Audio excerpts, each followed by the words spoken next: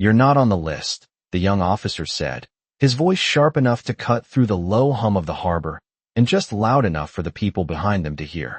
Lieutenant Brandon Pierce stood at the base of the gangway in immaculate dress whites, his posture rigid, his jaw set with the kind of authority that came from rank more than experience. Behind him, the gray hull of the decommissioned destroyer loomed against the morning sky, its steel sides catching the pale light, its deck already lined with uniformed sailors standing in quiet formation for the ceremony. A faint breeze carried the smell of salt and diesel across the pier, tugging lightly at the edges of pressed uniforms and dark suits alike. In front of him stood Thomas Hale. He didn't argue. He didn't even look surprised. At 82, he had the kind of stillness that didn't come from calm, but from having seen enough to know when words were useless.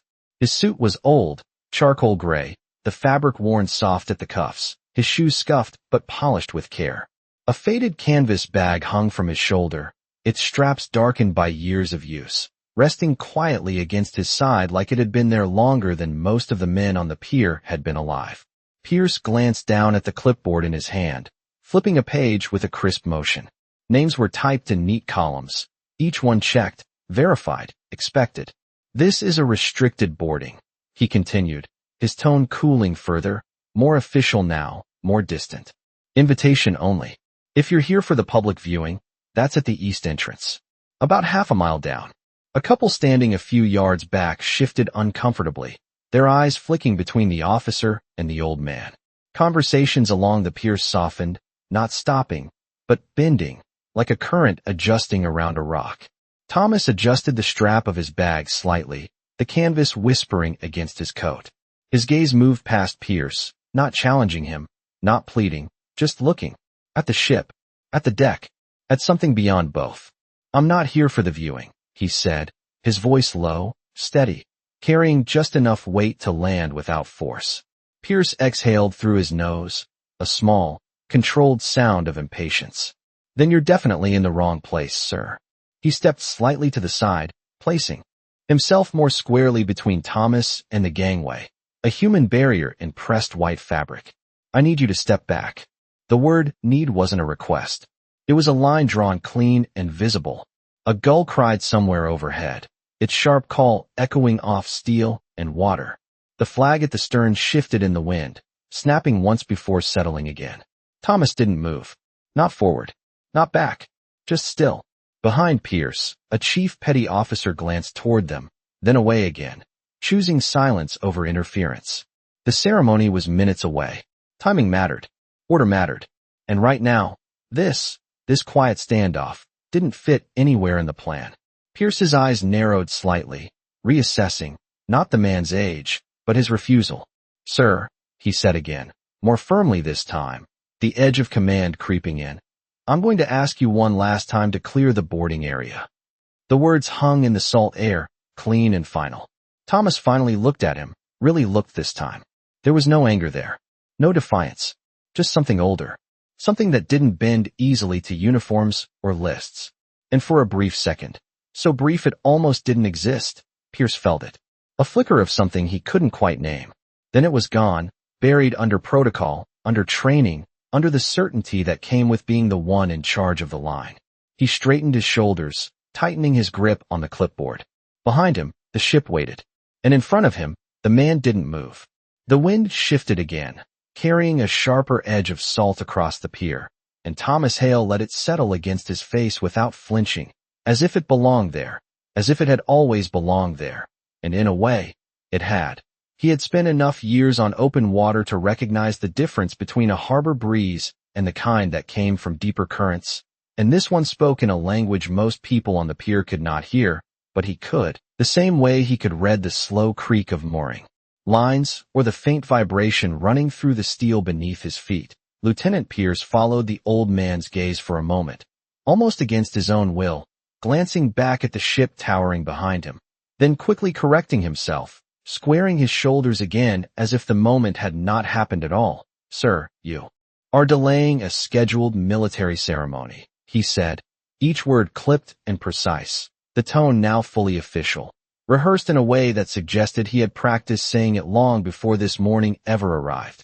Thomas did not respond immediately, and that silence stretched just long enough to make the air feel heavier, just long enough for a few more eyes to turn in their direction. A group of junior sailors standing near the security barrier shifted slightly, their posture still disciplined, but their attention no longer entirely fixed on the ceremony preparations. Thomas reached into the pocket of his coat, not hurried, not hesitant, just deliberate, and for a second Pierce tensed, not out of fear, but out of instinct, watching closely as the old man pulled out a small folded piece of paper, worn at the edges, softened by time.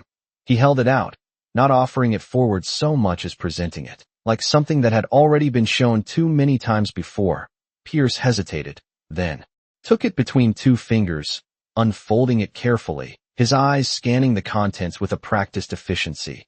It was not an official invitation, not embossed, not sealed, not even recent. It was a program, yellowed slightly, the print faded, dated decades earlier, from a ceremony held on this same vessel, when it had still been active, still cutting through open water instead of resting silent at a pier. Pierce frowned, his brow tightening as he looked up again. "This is not valid," he said, holding the paper up slightly as if that alone proved the point. "This is from another time, another event. It does not grant you access today." Thomas nodded once, a small motion, almost respectful, as if acknowledging the correctness of the statement without agreeing to its conclusion. "I know," he said quietly, and there was no defensiveness in it, no attempt to argue the rules, just a simple acceptance of what was being said. Pierce exhaled, a little sharper this time, feeling the conversation slipping into something he could not categorize neatly, something that did not resolve with a simple directive. "Then you understand why you cannot board," he replied, his voice tightening slightly, the edge of control pressing harder against the situation. Thomas's eyes drifted past him again, back to the ship, to the deck where the ceremony would soon begin, to the rail where shadows moved as crew took their positions. "I understand your position," he said, and there was a subtle difference in the words, a distinction that landed without being explained. Behind them, a bell rang once from somewhere along the pier, a signal that preparations were nearing completion. That time was running short. Pierce shifted his stance, planting his feet more firmly, as if anchoring himself to the moment, to the authority he represented. "Then step back, sir," he said, quieter now, but no less firm, the finality returning, settling into place. Thomas adjusted the strap of his canvas bag again, and this time the motion caused the top flap to loosen slightly, just enough for the edge of something inside to catch the light, a hint of faded fabric, dark and worn, marked by a shape that was not immediately clear. Neither man noticed it yet, not fully, but it was there now, just beneath the surface, waiting. Lieutenant Pierce's gaze dropped, almost involuntarily, to the loosened flap of the canvas bag, and this time he did notice it, the faint outline of something folded inside, something that did not belong to a casual visitor or a misplaced tourist. "What is in the bag, sir?" he asked, the question sharper now, not just procedural but edged with suspicion, and the shift in his tone drew a few more eyes from the sailors nearby, their attention tightening like a line pulled taut. Thomas followed the officer's gaze, then looked back up at him, not defensive, not hurried, just aware. "Just something I kept," he said, his voice even, as if the answer required no further explanation. But Pierce was already stepping forward, closing the small distance between them, the polished leather of his shoes clicking softly against the pier. "I am going to need you to open it," he said, and this time there was no softness left in his voice, only authority, only the expectation of compliance. The breeze picked up again, stronger now, tugging at the loose flap as if it had been waiting for permission, and before Thomas could reach for it, the wind lifted it just enough to expose what was inside. It was a jacket, old navy blue, the fabric worn thin in places, the stitching slightly uneven from repairs done long ago, and on the inside lining, partially hidden, was a patch. It was not bright, not polished, not anything that would catch attention at first glance. The colors had faded into muted tones, the edges frayed, one corner darkened as if it had once been exposed to heat or something harsher than time. Pierce's eyes narrowed as he leaned in slightly, his expression shifting from irritation to something more dismissive, more certain. "You brought memorabilia," he said, a faint scoff under his breath, and he reached out without asking, pinching the edge of the fabric between his fingers and pulling it forward just enough to see the symbol more clearly. "Let me guess," he continued, his voice low but carrying. "Surplus store, maybe some old naval yard sale, something you picked up to feel like you belonged out here." A couple of the younger sailors exchanged glances, uncertain smiles flickering and then fading, unsure whether to laugh or look away. Thomas did not pull the bag back, did not try to stop him, but something in his posture changed, not visibly, not in a way most would notice, just a slight stilling, like the moment before a wave settles flat. "Careful with that," he said quietly, and the words were not a warning, not a threat, just a statement that carried a weight Pierce did not recognize. The officer gave a short, dismissive breath, brushing his thumb lightly across the surface of the patch as if testing its texture. "It is worn enough to look real, I will give you that," he said, almost amused now, the situation shifting in his mind from inconvenience to something closer to irritation mixed with superiority. "But this does not get you on that ship." The symbol itself was simple at first glance, a dark field with a faint outline of a compass rose and something else layered beneath it, something obscured by time and wear, not the kind of insignia listed in any modern manual or training guide, not something Pierce recognized from his years of study or service. He turned it slightly, angling it toward the light, trying to make sense of it, trying to categorize it, to place it somewhere he understood. "I have seen a lot of unit patches," he added, more to assert control than out of necessity. "And this is not one of them." Thomas's eyes rested on the patch for a brief second, and in that moment there was something deeper there. Something older than the pier, older than the ship behind them. Something that did not belong to lists or records or formal recognition. "No," he said softly. "It would not be." The words hung in the air, quiet but steady, and for the first time since the confrontation began, there was a subtle shift around them, not loud, not dramatic, just a slight change in the way the silence settled, as if the space itself had started to listen more carefully. Pierce straightened, releasing the fabric, but his expression remained firm, his stance unchanged, his role still intact. "Either way," he said, stepping back into position, "it does not change anything." Behind him, the bell rang again, closer this time.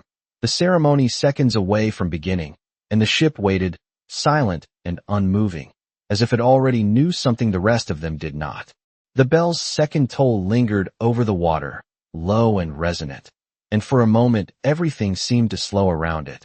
The movement of sailors tightening into formation, the quiet murmur of guests fading into a more respectful silence. The ship itself standing like a memory anchored in steel and salt. Lieutenant Pierce adjusted his stance again, resetting the space between himself and Thomas as if re-establishing a boundary that had briefly blurred, his hand returning to the clipboard, to the list, to something structured and certain. "This area needs to be clear," he said, quieter now, but no less firm, the urgency of timing pressing against his words. "The ceremony is about to begin." Thomas did not look at him this time, not immediately, his gaze still resting on the ship, on the deck where figures moved into place, on the railing where shadows gathered in neat lines. And there was something in the way he watched that did not match a spectator, did not match someone standing outside of it all. "I know," he said after a moment, and the words carried the same calm weight as before, unchanged, unhurried. Pierce followed his line of sight again, then caught himself, straightening as if resisting the pull of something he did not understand. Behind him, a senior enlisted man stepped closer to the edge of the gangway, scanning the pier with a practiced eye, ensuring everything remained in order, his presence subtle but firm. A few yards off to the side, Chief Daniel Brooks had been reviewing a small stack of documents, cross-checking names and assignments, his pen moving quickly, efficiently, until the exchange at the gangway pulled his attention. He did not step in, not yet, but he watched, his eyes narrowing slightly as they shifted from the officer to the old man, then to the open canvas bag. There was something about the way the fabric sat, the way the jacket inside had been handled, that did not feel casual, did not feel recent. Pierce noticed the attention, gathering and leaned into it, his voice carrying just enough to reinforce control. "Sir, if you do not step back, I will have to ask security to escort you away from the boarding area." he said, the phrasing formal, the implication clear. A couple of sailors stiffened slightly at the word escort, their posture tightening, though no one moved forward yet. Thomas finally turned his head, looking directly at Pierce again. And there was still no anger there, no challenge, just that same quiet presence that refused to shift. You can do that, he said, almost gently, and the lack of resistance in his tone landed heavier than any argument could have. Pierce's jaw tightened, not in frustration alone, but in something more subtle, a growing sense that the situation was not resolving the way it should. He glanced once more at the bag, at the patch now partially visible again beneath the loose flap, then dismissed it in his mind, pushing the thought aside in favor of procedure. Behind them, Brooks took a step closer, not enough to interrupt, just enough to see more clearly, his eyes catching the edge of the worn fabric, the faded stitching, the pattern that seemed almost familiar and yet not placed. He tilted his head slightly, studying it, his expression shifting from casual observation to something more focused, more intent. The wind lifted the flap again, just for a second, and this time the patch caught the light differently, revealing more of its shape, the faint compass lines, the barely visible markings beneath the surface where Brooks's hand paused mid-movement over his documents, the pen hovering, his attention fully locked now, not on the officer, not on the exchange, but on that small, worn piece of fabric. Pierce, unaware of the shift behind him, stepped forward half a pace, reinforcing the line, his voice dropping. Lower, more controlled, more final. Last chance, sir, he said, and the words fell into the space between them with a weight that suggested closure, as if the outcome had already been decided. Thomas held his gaze for a moment, then slowly adjusted the strap of his bag again, the motion deliberate, almost careful, as if aware of every eye now resting on it. The ship behind them remained silent, the deck ready. The ceremony seconds away, and somewhere within that stillness, something had begun to change, quiet and unnoticed, but already moving toward a moment none of them were prepared for. Chief Daniel Brooks did not move at first, but his eyes did not leave the patch, and something deep in the back of his mind began to stir, not a clear memory, not yet, just a pressure, like a word on the tip of the tongue that refused to form. The compass outline, the faint geometry beneath the wear, the subtle asymmetry in the stitching. It was not regulation, it was not decorative, it was something else entirely, something older, something that had not been meant to be seen by many people. The wind shifted again, and for a brief second the world around him seemed to thin, the sharp lines of the pier and the rigid posture of the sailors fading into the background as his focus narrowed on that single piece of fabric. And then, without warning, the present loosened its grip.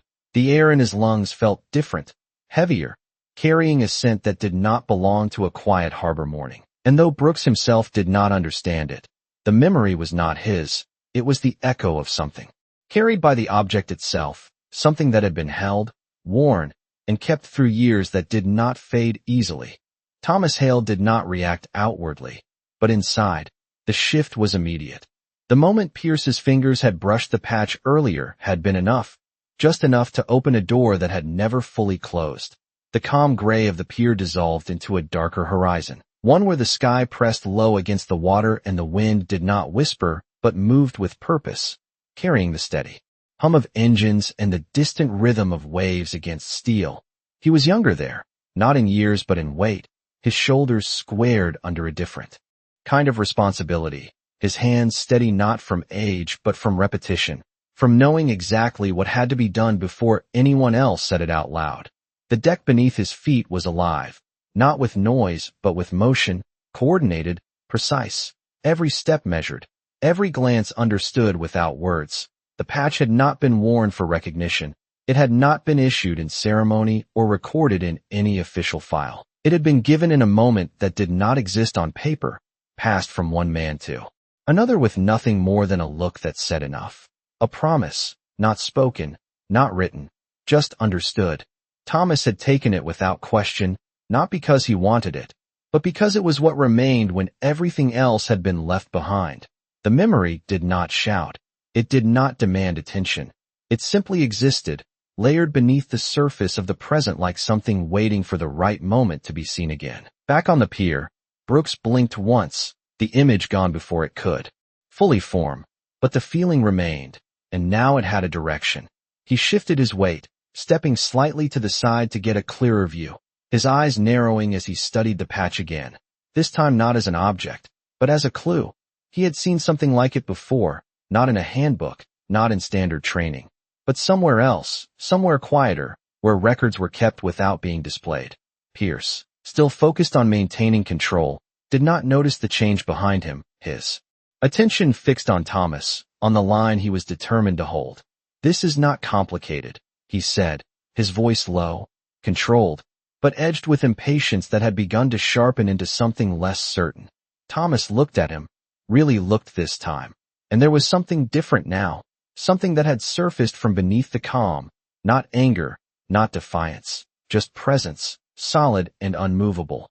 "No," he said softly. "It never is." The words settled between them, quiet but complete. And behind Pierce, Brooks took one more step forward, his documents forgotten in his hand, his attention locked fully now, as the pieces in his mind began, slowly, to come together. Chief Daniel Brooks felt it click into place, not as a sudden realization, but as a slow alignment, like a compass needle finally, settling after drifting too long without direction. And the more he looked at the patch, the less it felt unfamiliar, and the more it felt buried. Something he had seen once and never expected to see again. He shifted closer, just enough to confirm what his instincts were already telling him. His eyes tracing the faded compass rose, the subtle distortion in one of its points, the faint layered symbol beneath it that had almost disappeared with time. And then it surfaced, not as a full memory, but as a fragment, a photograph. In a secured archive room, dim lighting, a glass case, and a briefing that had come with more silence than explanation. It had been years ago during a records audit, a sealed annex attached to a decommissioned operations file, something marked for historical preservation but restricted from general review, and inside that annex had been a reference to a unit that did not officially exist. A unit identified only by a patch that matched this one almost exactly, worn, incomplete, never standardized. Brooks inhaled slowly, his grip tightening around the documents in his hand as the implications settled deeper. He looked from the patch to the man holding the bag, then back again, and something in his posture shifted from observation to certainty.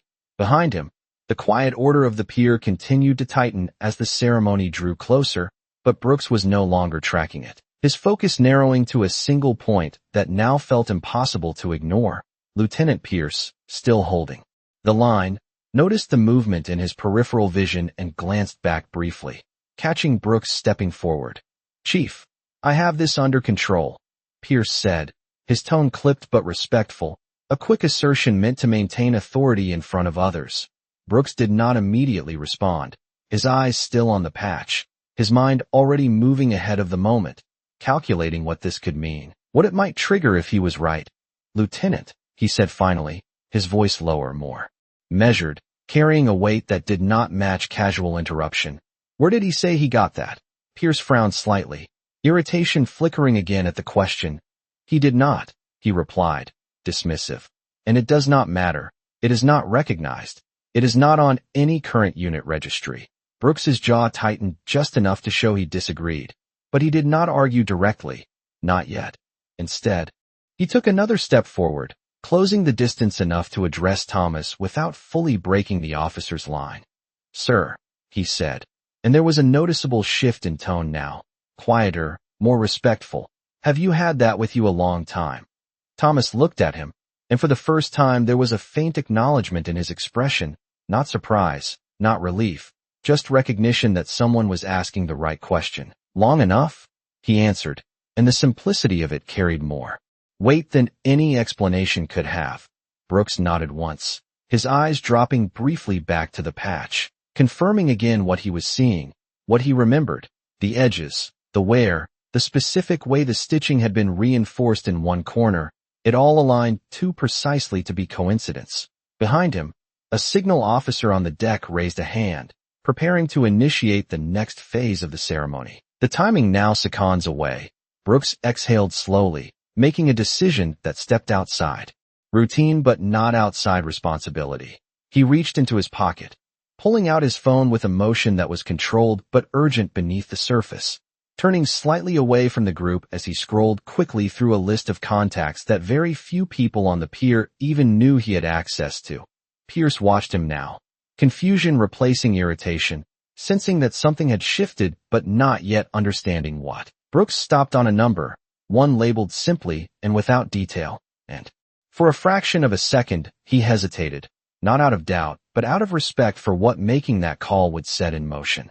Then he pressed it, lifting the phone to his ear as the line began to ring, his eyes still fixed on the patch, on the man, on the quiet center of a moment that was no longer under anyone's control but its own.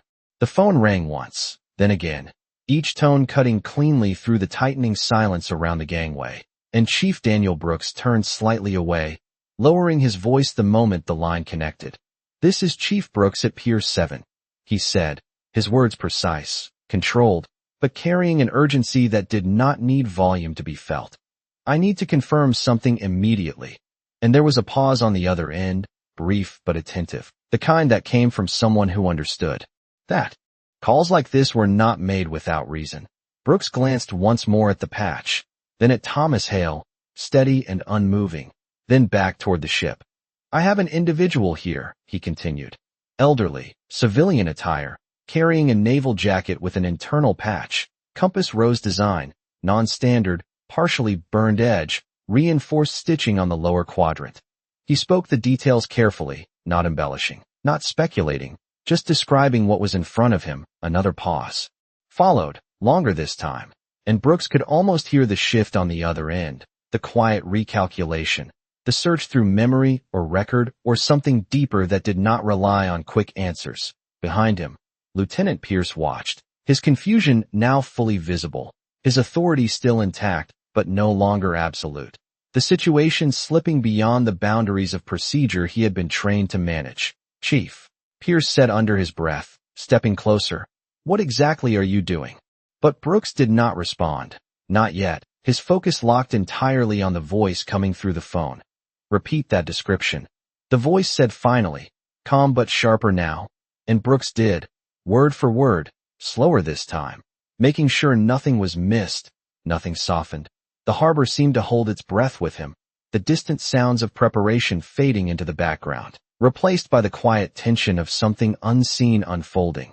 When the voice spoke again, it was different, not louder, but weighted, deliberate. "Do not move him," it said, each word spaced, controlled, "and do not let him leave that position." Brooks felt the confirmation settle into place, not as surprise, but as validation of what he had already begun to understand. "Understood," he replied, his voice steady, though his grip on the phone tightened slightly. The line went silent for a fraction of a second, then added, almost as an afterthought, but carrying far more significance than anything before it.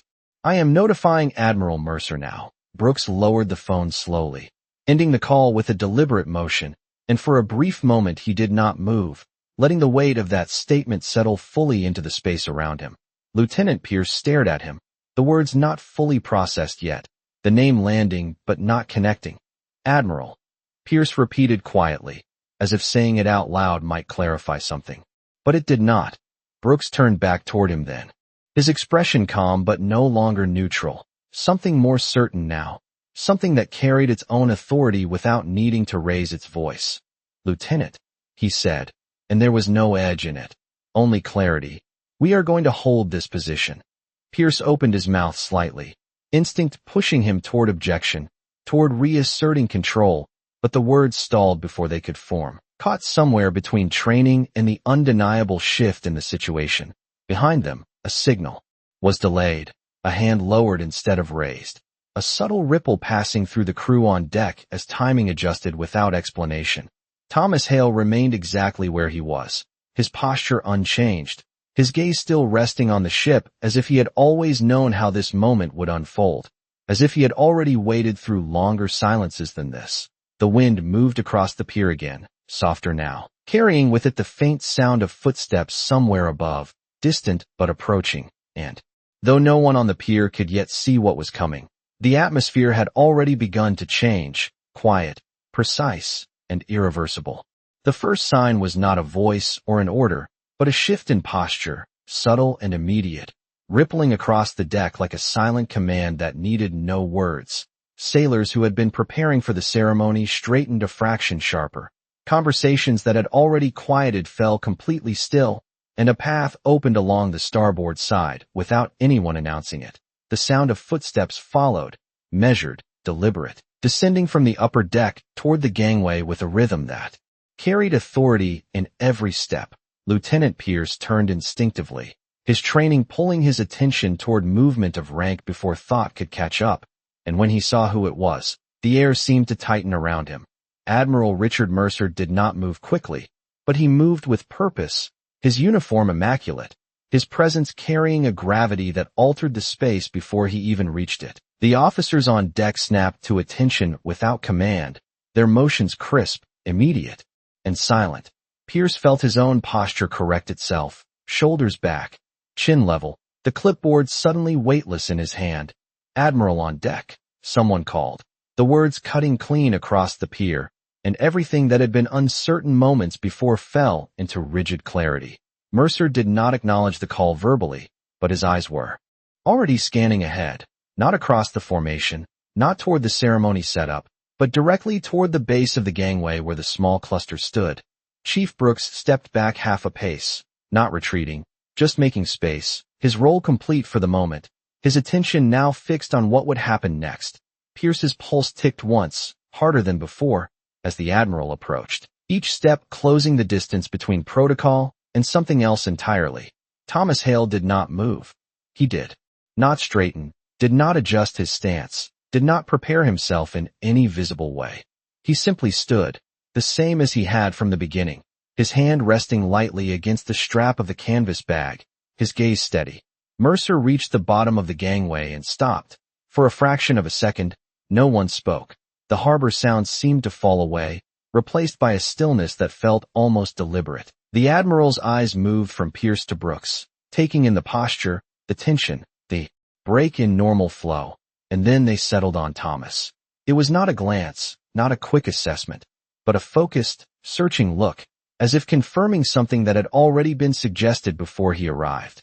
Pierce opened his mouth, ready to report, to explain the situation, to re-establish the structure that had been disrupted, but the words stalled before they formed. Mercer had already seen what he needed to see. His gaze dropped, just slightly, to the canvas bag, to the loosened flap, to the edge of the worn jacket within.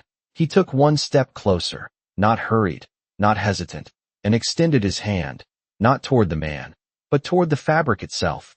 Pierce felt the moment tighten, every instinct telling him this was the point where everything would either resolve or collapse into something far beyond his control.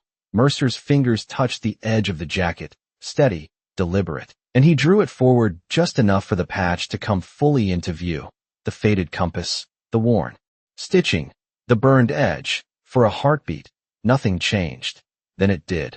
The Admiral's expression did not break, did not show shock in any obvious way, but something in it shifted, something deeper than surprise, something closer to recognition layered with memory. His hand stilled against the fabric, and the silence that followed was no longer empty. It was full, heavy, and absolute. Pierce felt it before he understood it, the unmistakable sense that whatever this was, whatever that patch meant, it had just rewritten the rules of the moment completely. Admiral Mercer did not pull his hand away immediately, his fingers resting lightly against the worn fabric as if the years embedded in it required a moment to surface fully. And when he finally lifted his gaze from the patch to the man in front of him, something unspoken passed between them, something that did not need rank or introduction. "Thomas Hale," Mercer said quietly, not as a question, but as recognition, and the name seemed to settle across the pier with more weight than any command that had been given that morning. Thomas gave a small nod, nothing more, the motion almost invisible, but it was enough. For a second longer, Mercer stood still, then his posture changed, not sharply, not ceremonially, just deliberately, as he stepped back half a pace and brought his hand up in a clean, precise salute. It was not rushed, not symbolic, it was exact, held for a full beat that stretched the silence even tighter. The effect was immediate.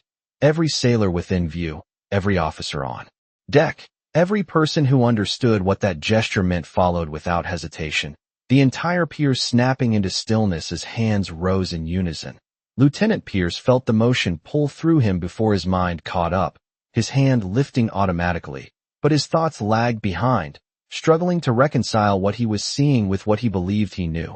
Mercer lowered his salute slowly, his eyes never leaving Thomas. "You should have come aboard first," he said, his voice calm, steady, carrying just enough to be heard without breaking the quiet.